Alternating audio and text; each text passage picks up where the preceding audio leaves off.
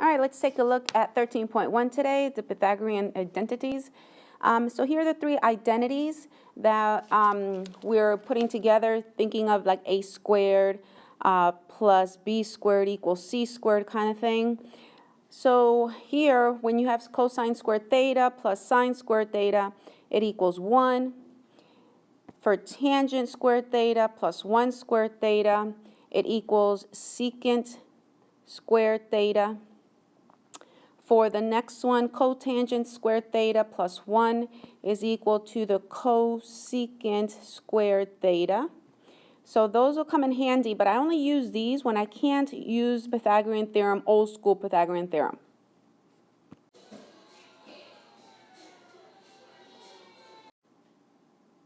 Okay, so here we go with some quotient identities. Now you guys already know this. I'm just going to recap. So on this one here, we have tangent of theta is equal to y over x, opposite over adjacent, so sine theta. And just remember, all of these denominators cannot be 0. Just remember that. All of these denominators cannot be 0 because then it'll be undefined.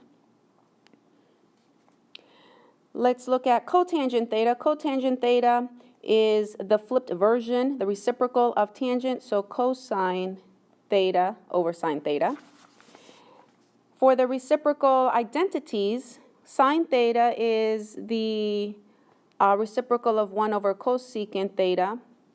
Tangent theta is 1 over cotangent theta. Secant theta is 1 over cosine theta. And then just these are the reciprocals. So those are the reciprocal identities. So I use this slide first. Then if I can't use this slide to convert, I use the previous slide.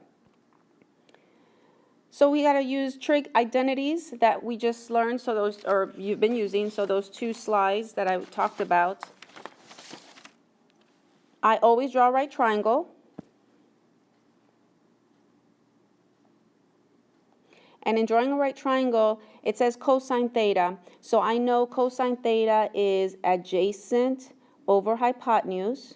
And they want me to convert it to sine theta. So I'm going to go ahead and take my theta and just place it somewhere in my right triangle. I placed it there. And then adjacent to it will be right here as a 1. And then my hypotenuse is always across the 90 degrees. So there is cosine theta, but I don't want cosine theta.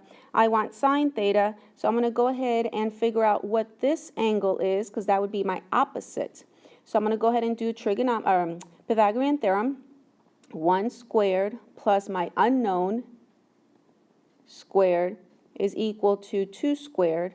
When I solve for this unknown, I end up with 4 take away 1, which is 3. But that's going to be my square term. So to undo it, I square root. So my unknown side ends up being the square root of 3.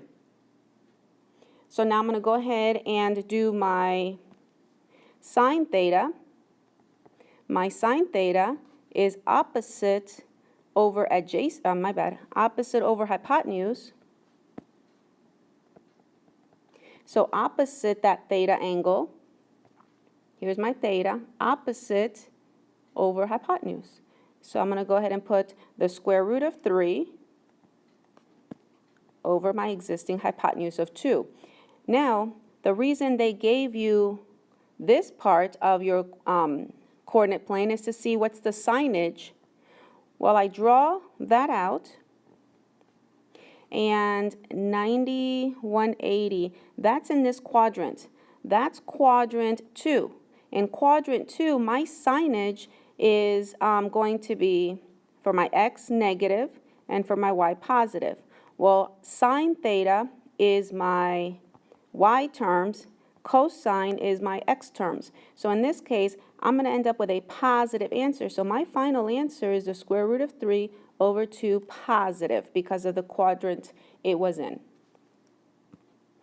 In this slide, they give a secant theta. And secant theta converted to tangent theta. I can't very easily do my right triangle, at least I can't think of it right now. So I'm going to go ahead and use my, Pythagorean identity that has tangent, and secant theta. So I'm going to go ahead and write tangent squared theta, which I don't know, plus 1, which is part of my formula, secant squared theta. Now, I know secant squared theta. That's negative 2, but I got to square that, so that's going to be 4. Okay, so that's where I'm using that negative 2 there. And then I just solve for tangent, but that's squared, and there's a 1 there. So then I'm going to undo the 1 to the other side. So that's going to be a 3. I don't want tangent squared, I want tangent, so then you just square root both sides, and I end up with the square root of 3. So now I have the tangent of theta, but I have to look at my quadrant. My quadrant is between 180 degrees and 270, so draw it out. 180 and 270. So that means it's quadrant 3. Well, quadrant 3, I have a negative and a negative, so my cosine is negative, my sine is negative. Well, if you remember, tangent is y over x, so that's sine over cosine. Well, my sine is negative, and my cosine is negative. A negative divided by negative is going to mean my answer is a positive square root of 3. Positive. For this next example, and I apologize, the font is so small, they're asking us to find cosine theta, no, my bad, sine theta when they give us cosine theta. Well, I'm going to go ahead and draw a right triangle. I'm going to go ahead and put theta in. Cosine is adjacent over hypotenuse, so I'm going to do the Pythagorean theorem, and I'm going to solve for my unknown side here. So I'm going to go ahead and do a squared plus b squared, or my unknown, is equal to c squared. So when I solve for b, I'm going to end up with 9, take away 1. So b is 8, this 8.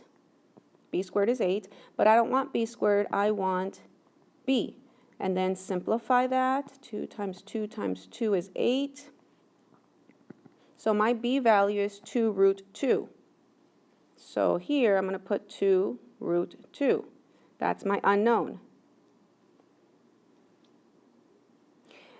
Now I take and I do sine.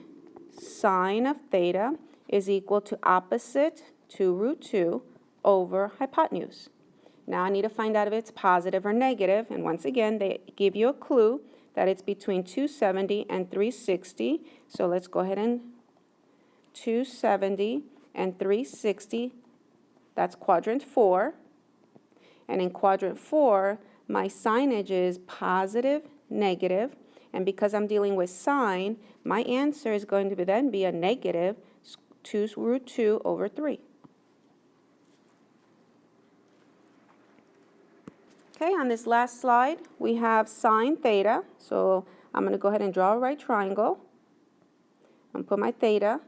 And this time, sine is opposite over hypotenuse. So I need to find this side, which is adjacent. And it's asking for secant. And if you remember, secant theta is just cosine theta flipped in one of the identities that I gave you earlier. Okay? So if we find cosine from sine, then we can do the reciprocal. So let's move on. I need to go ahead and do Pythagorean theorem. So negative 2 plus this unknown is equal to 7 squared. B squared is equal to 49, take away 4. B squared ends up being 45. So therefore, B is the square root of 45. I'm going to go ahead and simplify that. Matter of fact, before I simplify that, I'm going to leave it because, I'm going to leave that. I don't know why I'm drawing this. Because I'm going to end up reversing it. So let's see what happens. All right, so now I'm going to go ahead and plug it in. So secant theta is equal to 1 over my cosine. Oh, so I need to go off to the side. So cosine theta is equal to adjacent, square root of 45 over 7. So I would simplify the square root of 45, but I'll do that in a little bit. No, let me go ahead and do it now. So I'm going to go ahead and put b is equal to, let's see, that's going to be 9 and 5. So 3 root 5, because the 9 breaks down into a 3. So I'm going to put, for my secant theta, it's going to be the flipped version of this. So that means it's going to be 7. And then instead of square root of 45, I went ahead and simplified it to 3 square root of 5. But I can't have a radical in the denominator, so that means I'm going to have to rationalize it. So I'm going to multiply by the square root of 5, square root of 5.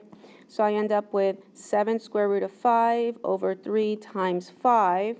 So I end up with 7 square root of 5 over 15. 7 and 5 can't reduce. Finally, I get to the quadrant to see if my answer is positive or negative. So for my quadrant, 180 is my theta is between 180 and 270. So that's quadrant 3. And in quadrant 3, cosine is negative, sine is positive. So that means I'm dealing with cosine. So my answer is going to be a negative. And then 7 square root of 5 over 15 is my final answer. Ask questions as always, guys. Have a great day.